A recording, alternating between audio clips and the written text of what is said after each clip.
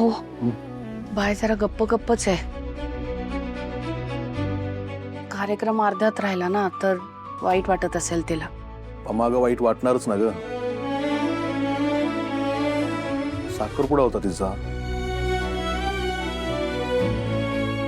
आता ते विनायक भाऊजी हो बोलले म्हणून आपण गेलो ना. वीणा वहिनींच्या चेहऱ्यावर नाराजी दिसली मला. विनायक चांगला माणूस आहे म्हणूनच म्हटलं ना की बाईचं लग्न त्याच्या पोराशी करूया म्हणून. तुम्ही 1-2 दिवसात त्यांना जेवायला बोलवा ना. मी काहीतरी चांगलं करते आणि गप्पा मारता मारता आपण लग्नाची तारीख ठरवू. बेस्ट आयडिया आहे. मी काय करतो, विनायकला फोन करून सांगतो. चालेल. चल निघू मी. हा डबा. हा.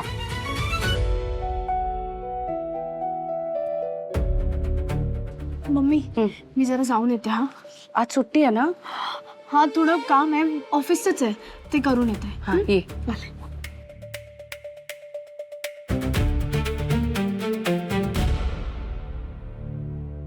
Good morning. Good morning.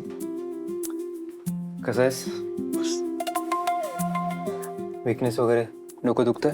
थोडंसं. बरं काय घेणार आहेस, ज्यूस की पेस्ट्री? मी सांगतो. Your favourite.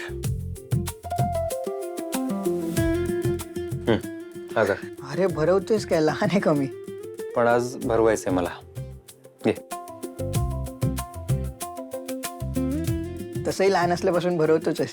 काय आहे, लहानपणी तू खायचं नाहीस मग आई ओरडायची म्हणून भरवायचं. कसं आहे? मस्त आहे. ओळख कुठून आणलंय मी? अरे मी कसं. अरे तुझ्या मित्राच्या कॉफी शॉप मधून. अच्छा अत्तूच्या कॅफे शॉप मध्ये आणलंय. अथर्व. अत्तू काय अत्तू? तुला माहितीये त्या दिवशी मला रस्त्यात भेटला तो आणि त्याच्याबरोबर त्याची गर्लफ्रेंड होती. प्रियंका. सगळं मस्त सुरू होतं. तू बोललास आणि प्रॉब्लेम झाला. मी काय बोललो? मी फक्त त्याला म्हणालो अरे बाबा नवीन शॉप उघडलेस तिकडे लक्ष दे, मुलींबरोबर फिरत बसू नको. फिरत नव्हता तो, लग्न करणार होता. सगळे प्लॅन्स कॅन्सल झाले. गर्लफ्रेंडमुळे पार्टी मिळणार होती ती कॅन्सल झाली. ब्रेकअप झाला त्यांचा.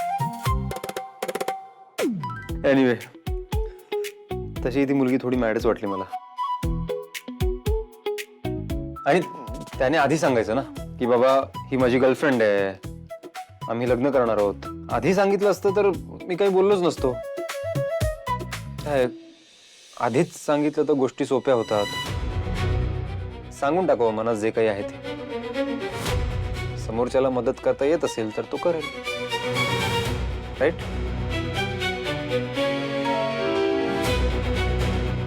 दादा मला कळते तू काय ट्राय करतोस, पण मला आता नाही बोलायचं. तो टॉपिक मला आता नको आहे. प्लीज.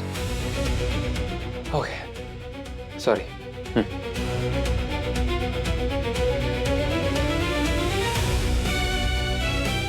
बरं हे आरामात संपव. मी बाहेर आहे. तुझं आवरलं की सांग, आपल्याला शिफ्ट व्हायचंय. ओके. मी इथे ठेवतो. ठीक आहे, काही लागलं तर आवाज दे.